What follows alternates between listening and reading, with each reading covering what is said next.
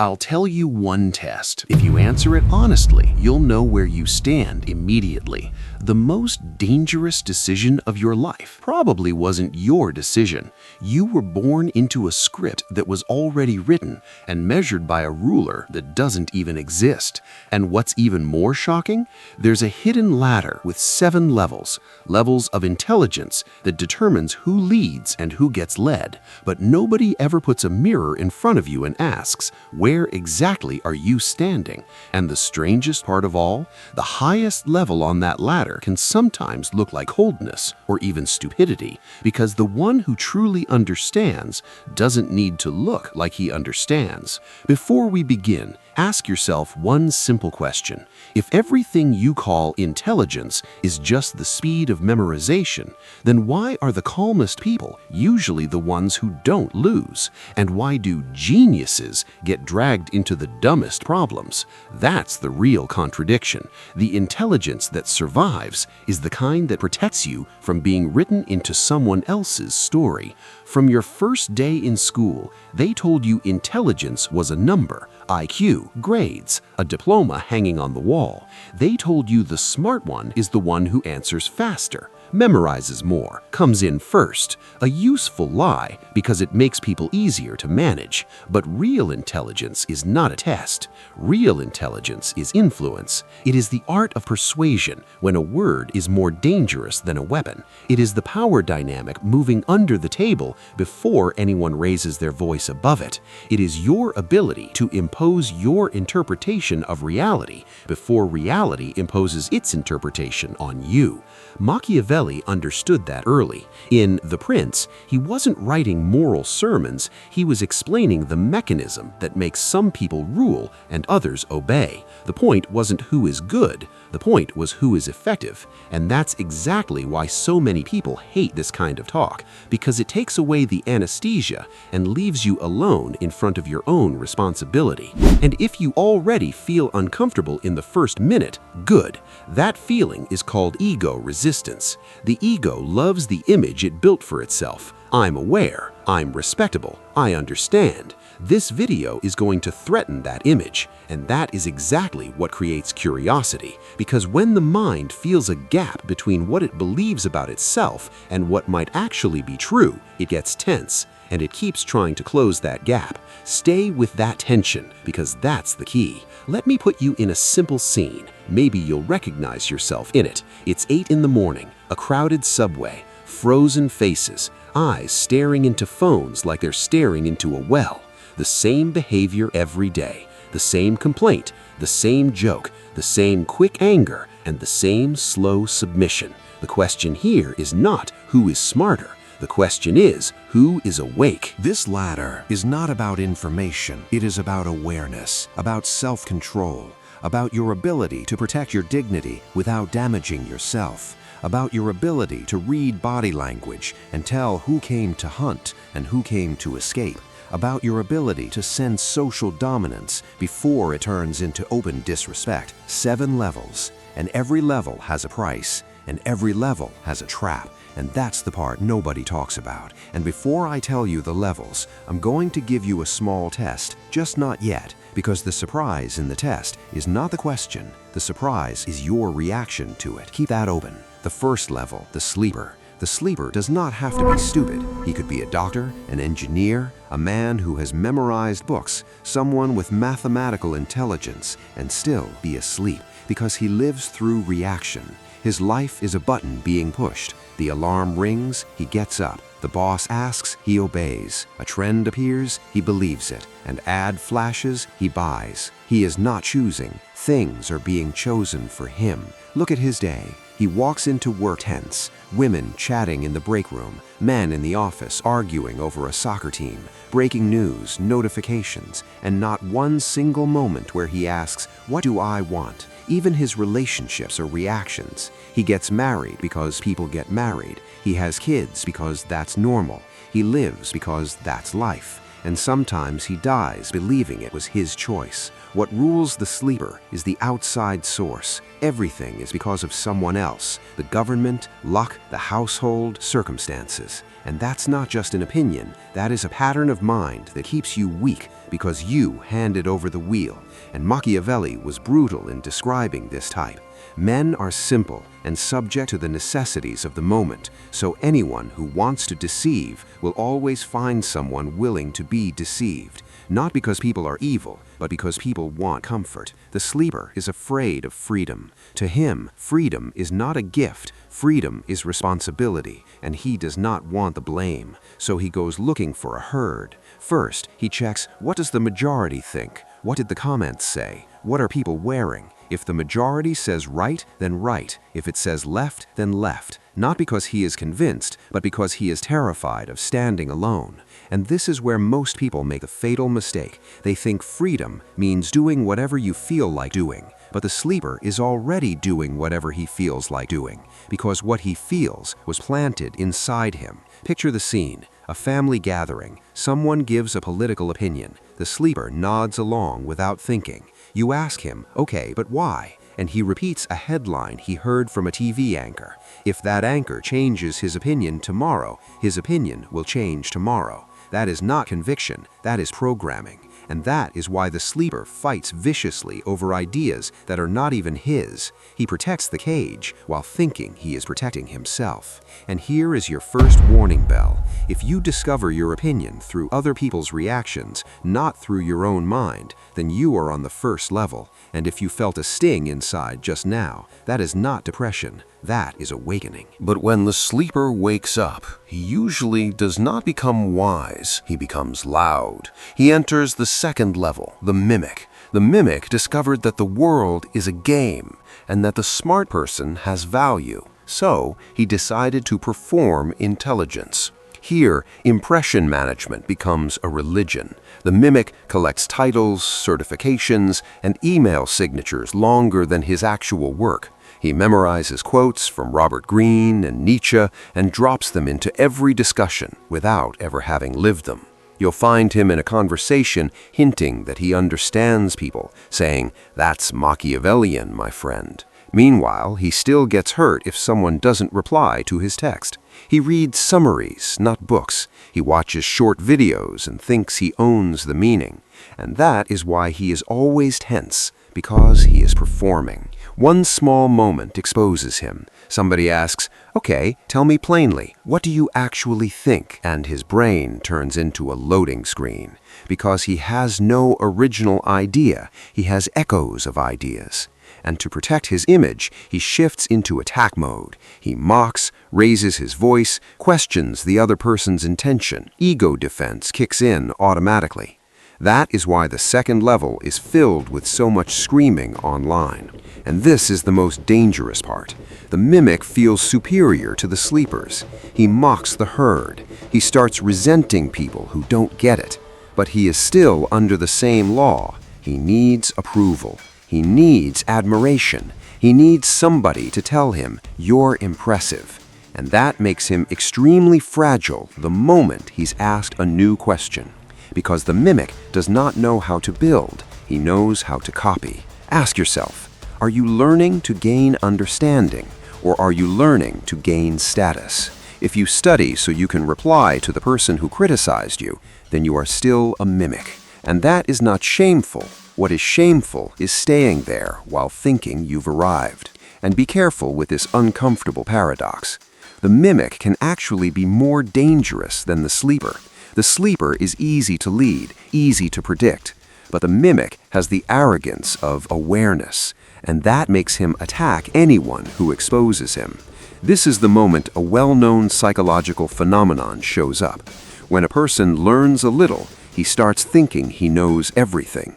So he begins handing out judgments, labeling people, and building himself a throne made of words. And this is the real test of the second level.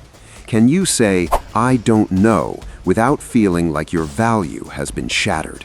If the words "I don't know" hurt you, then the mask has a strong grip on you. This is also where Carl Jung comes in. The mask you wear in front of people can become more beautiful than your truth, to the point that you start believing it, and then you begin to hate anyone who threatens that mask.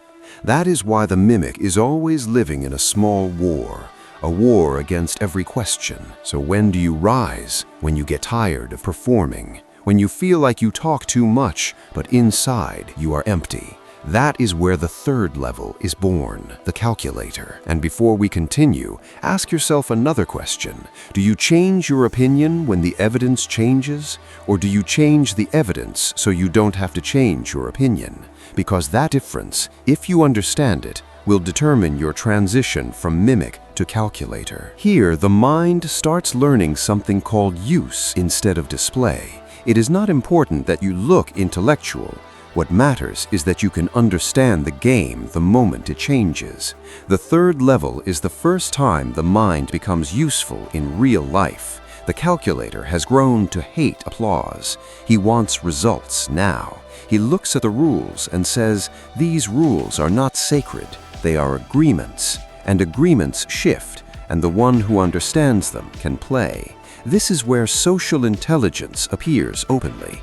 Reading interest, reading fear, reading desire. The calculator starts noticing that people do not choose their opinions. People choose the tribe they will defend. He notices that in meetings, the person who wins is not always the one who is right. Sometimes it's the one whose words feel comfortable to the boss. He notices that relationships do not break because of one giant event, but because of silent accumulation.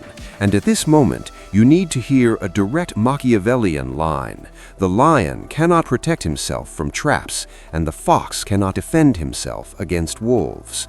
That means if you have strength without cunning, you will be trapped. And if you have cunning without strength, you will be crushed.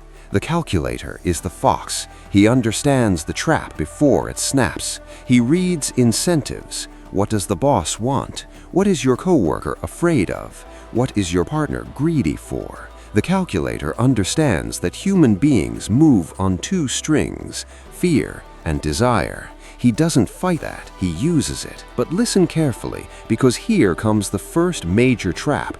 Once the calculator starts winning, he starts seeing all people as transactions. Every word is a deal. Every smile is an ambush. Every friendship is an investment. So he becomes powerful, but alone. Skilled but anxious, and that is what happens to many high performers, successful but not at peace, because they become prisoners of suspicion. Every night their mind runs a scan. Who is against me? Who is trying to use me? Who envies me? All of that turns life into a prison.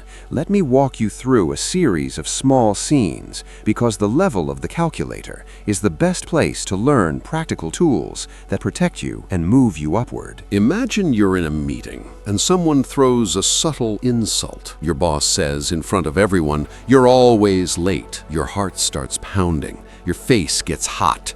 Your ego screams, "Defend yourself." There is a weak response here and a strong one. The weak response is what most people do.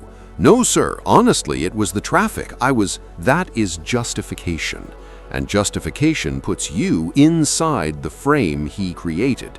You are the accused. The strong response is frame control. Can we define what late means in minutes? And what exact time do you want me here so the result is better for the team? Notice, you didn't say, "I'm not late." You moved the scene from accusation to terms and outcomes. And that is the first time you understand that dignity is not in raising your voice. Dignity is in choosing the battlefield.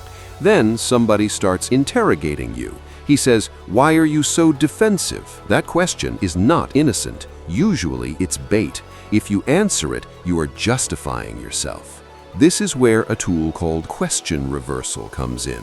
The weak response, "I'm not defensive, I'm just," and then you start explaining. The strong response, important question, "Are you asking because you want to understand me, or because you want to prove a point in front of everyone?" That question throws the ball back. It makes the other person look like the one under examination, not you. Reversing the question is not aggression. Reversing the question is protection. A third example, repeated harsh criticism. Someone tells you, "You're not organized." The weak response, "No, I'm very organized." And then you start listing your accomplishments. The strong response here is called fogging. Maybe, possibly. Is there a specific area you think needs more structure? You partially agree without handing over your identity.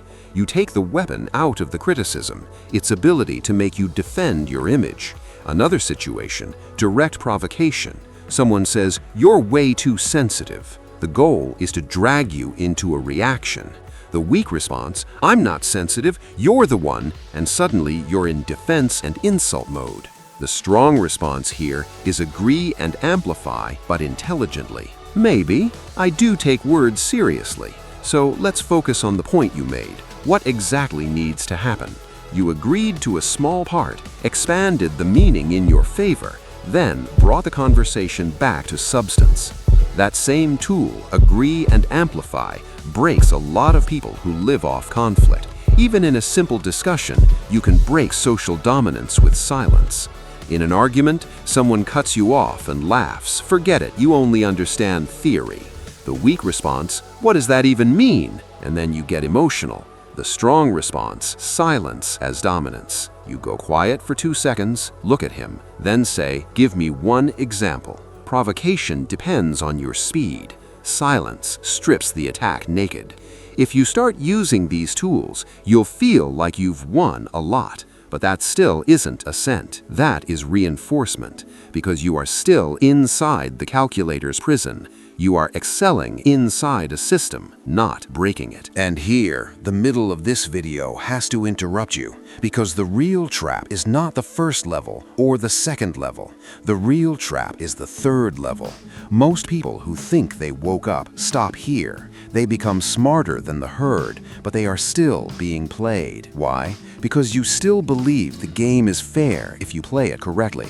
That is an illusion. Rules protect the one who wrote them, not the one who memorized them. And the calculator lives on the hope that logic will win. The truth is that logic loses to will if the will understands the game. Listen carefully. The calculator collects tools, but the operator creates position. And that is why the leap here requires character, not information.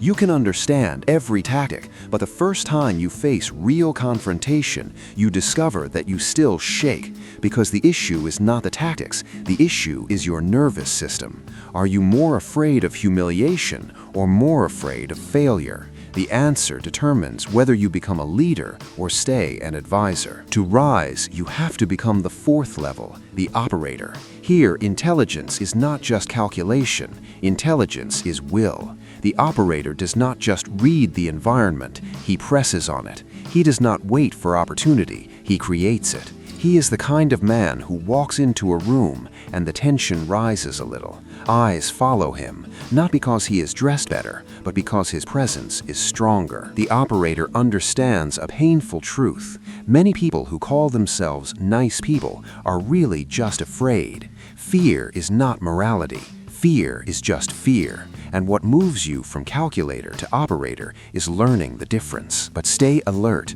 If the operator keeps relying on pressure all the time, he turns into a small tyrant and creates resistance all around him. That is why the natural next step is learning a fifth level, not to become a devil, but to become less drained. Machiavelli said it plainly. Is it better to be loved or feared? He said it is best to be both. But if you must choose, it is safer to be feared. But notice the condition he put on that. Feared without being hated, because hatred creates revenge. The operator understands emotional intelligence. He knows how to hold his nerve when someone tries to provoke him. Because every emotional trigger is a string, and the one who pulls your string moves you. That is not self-help talk. That is daily psychological combat. Picture this scene. You are negotiating for a promotion. Your boss smiles and says, "We're one family here. Hang in there a little longer."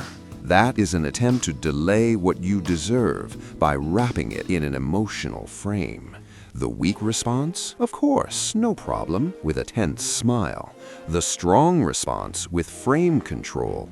That's great that we're family, and that's exactly why the agreement needs to be clear. What KPI would I need to hit in the next 2 months for the promotion to happen, and who makes the final decision? You turned family into terms. That is operation, not calculation. But the operator has a deadly flaw: visibility. He is out front. He wins battles and pays for every battle. He is the one blamed, the one watched, the one whose authority starts to shake when his body gets tired. This is the type of person who looks like a leader all day and then lies awake at night because his power is tied to his presence. And that is why, the moment the operator realizes that direct power creates resistance, he starts sliding into the 5th level, the string puller. Now we move into the point people like to call darkness, when in reality it is just deeper understanding. The 5th level, the string puller. The operator pushes, the string puller whispers. The operator says, "Do it." The string puller makes them say, "We want to do it." This is soft power, changing people's desires instead of forcing their actions. Let me give you an example that stings a little. In a big company, the operator gets on stage and announces the decision. The string puller never appears. He is the one who sat down with 2 influential people before the meeting, planted a question, hinted at a danger, and made them walk into the meeting already prepared for the decision. Then, when the decision comes out, people say, "Makes sense," and they have no idea the logic was programmed in advance. That is what makes the 5th level terrifying. It works on your emotions without you even noticing, on your fear of rejection, your hunger for recognition, your desire to belong to a group. And that's more dangerous than any direct clash.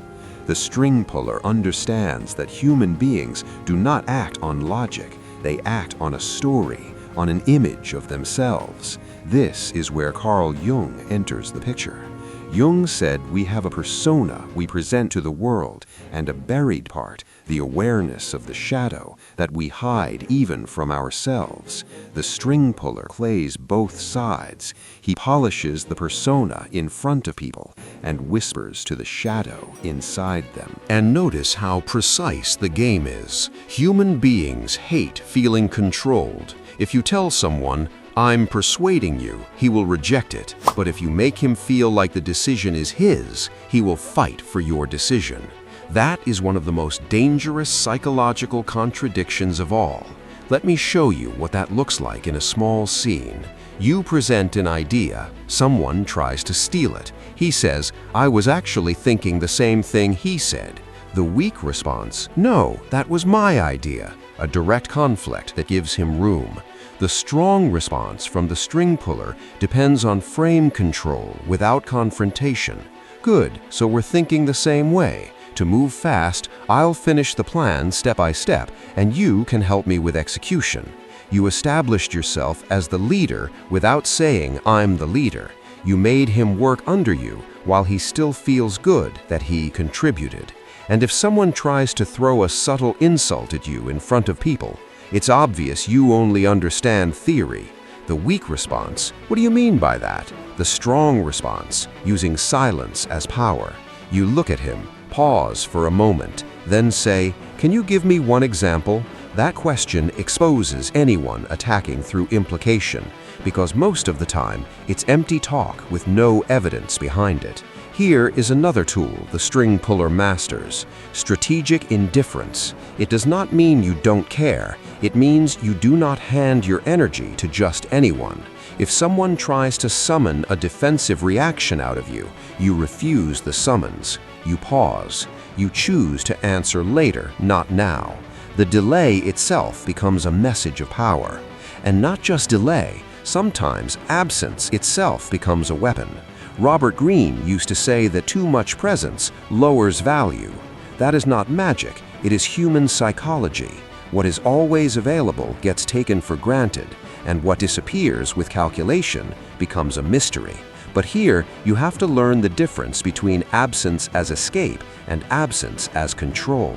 Look at a quick real-life example of strategic indifference. Someone texts you with a little sting. It's obvious you don't care. He's trying to make you explain yourself and chase him. The weak response, "No, I do care. I've just been busy. Sorry." And now you're in pursuit mode. The strong response, "Maybe, I was busy." If there's something specific you want, say it. A short sentence, no long justification, no free apology. You didn't damage the relationship, but you broke the guilt-summoning game. And that matters, because many people control you more through guilt than through fear. And if the person pushes further and says, "You've changed," the weak response, "Me? No, you're the one." And suddenly, you're in an arena of emotional blame. The strong response, with silence as power. Changed in what way exactly? Then you stop and wait. The one who talks too much exposes himself. The one who knows how to stay quiet gathers information. But be careful.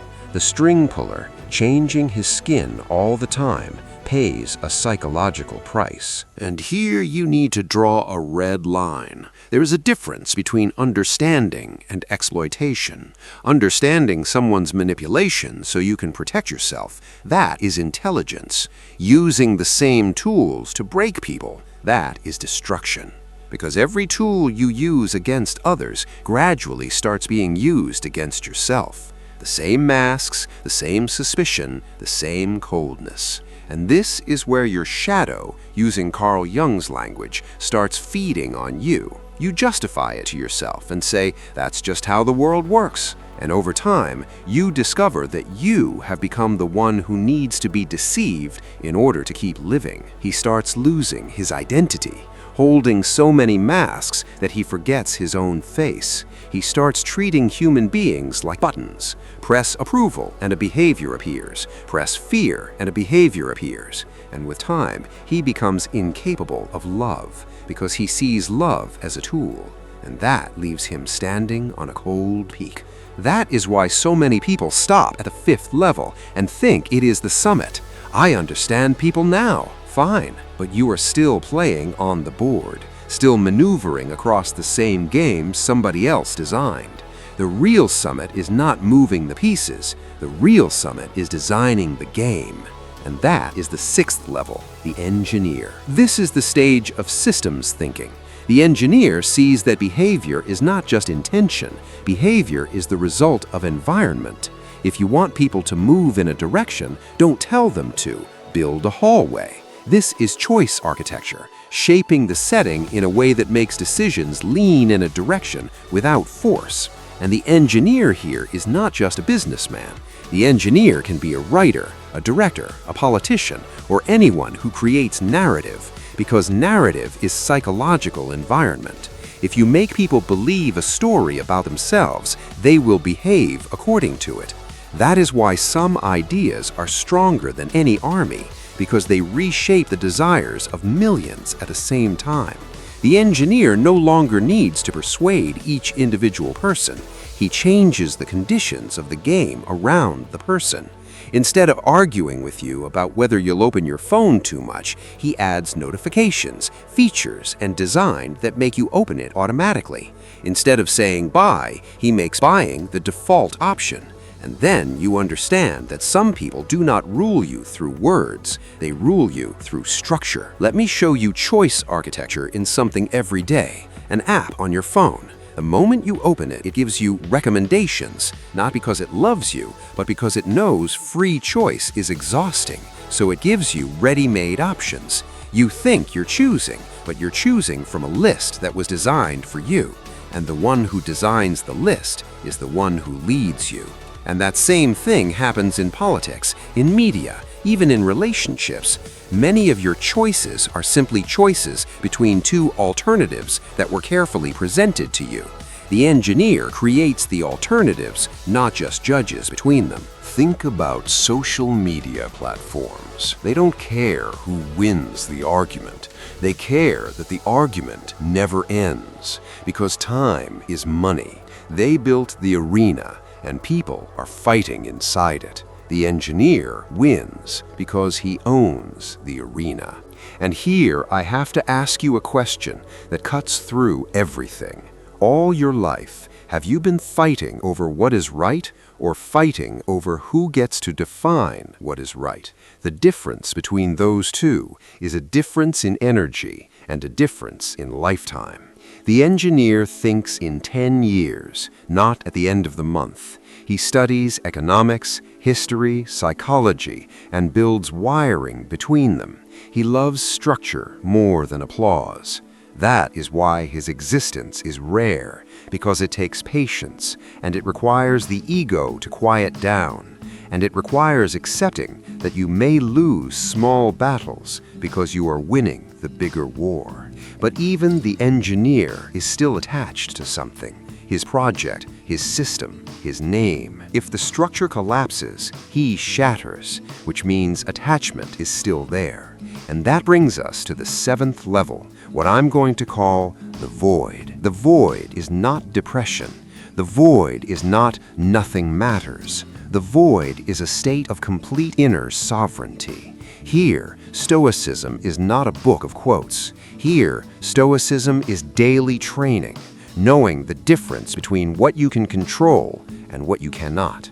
Epictetus said it thousands of years ago. Some things are under our control, and some things are not. The void builds its kingdom inside the part that is under its control, and lets the rest move on. And here we enter the final layer, the one that is not easy to explain, the layer of your relationship with luck, with fortuna. Machiavelli believed that fortune governs about half of our lives, and the other half remains in our hands. The void does not fight fortuna. The void does something smarter. It aligns its will with reality instead of wrestling against it. Like water, it doesn't break the rock with noise. It breaks it with persistence. And here is a strange secret. The moment you stop clinging to the result, your decisions become more precise because you are not trying to win for the ego. You are trying to do what is necessary. And that creates an image of coldness, but in truth, it is clarity. This is not weakness. This is the most dangerous form of strength, because the one who has no attachment is hard to buy. The one who is not afraid for his image is hard to provoke. And the one who does not need to be someone in front of people can become anyone when necessary. Nietzsche warned against herd morality, living for the approval of the group and mistaking that for virtue. The void does not despise people, but it does not allow them to right him. He possesses inner free will, the choice of reaction, the choice of meaning, the choice of timing. And if you want an example of the void in real life, not philosophy, Look at the man being insulted in public and not responding. People think he is weak, but if he lets the insult pass without letting it enter him, who actually won? The one who insulted him burned energy and ended up empty. The one who was insulted kept his focus. The power here is not in winning a round of words. The power is in not losing yourself. And that opens one last question. Is your problem that they provoke you, or is your problem that you are easy to provoke? The difference between those two is the difference between a prisoner and a master. And now I want to bring you back to the test I left open. Ask yourself, when was the last time someone provoked you and you did nothing? Not because you couldn't, no, because you chose to do nothing. If your answer is, I can't remember, then you are still being pulled by a string, because whoever controls your anger controls you. The void can descend to the level of the operator in war, then rise back to calm and peace. It can become a fox in negotiation, a lion in decision, a string in politics, but it does not live inside any role. Roles are tools to it, not homes. Let me close with a scene that might change the way you see yourself. You are standing in front of someone trying to provoke you. He says, "Who do you think you are?" Your heart moves. Your mind starts preparing responses. And here, there are two paths. The first path, the path of the majority, is that you defend yourself. I don't think I'm anything. You're the one, and now you are inside a game he chose. That is the second and third levels. The second path is the void. You look at him, smile a small smile, and ask one simple question. What are you trying to get at? And then you wait. Silence here is not escape. Silence here is frame control. If he responds loudly, you stay calm. Strategic indifference makes him feel like his energy is being wasted. That is not acting. That is the practice of self-mastery. And now, the mirror is in front of you. Where are you on these levels of intelligence? Sleeper, mimic, calculator, operator, string puller, engineer, or are you approaching the void? Be honest, because the most expensive lie is the one you tell yourself. And if you want to move just one level starting today, don't add more information, remove one illusion. From the sleeper to the mimic, admit you were being led. From the mimic to the calculator, stop looking for admiration and start looking for results. From the calculator to the operator, take responsibility and risk a decision. From the operator to the string puller, learn psychology before you learn to raise your voice. From the string puller to the engineer, stop obsessing over people and start obsessing over systems. And from the engineer to the void, slowly loosen your grip on attachment, little by little. But there is a difficult gate between the third and fourth levels, and Machiavelli called that gate virtù. Not virtue, but flexibility, strength, and the ability to do what must be done at the moment it must be done, without hating yourself and without explaining yourself to people. And I'm not going to lie to you.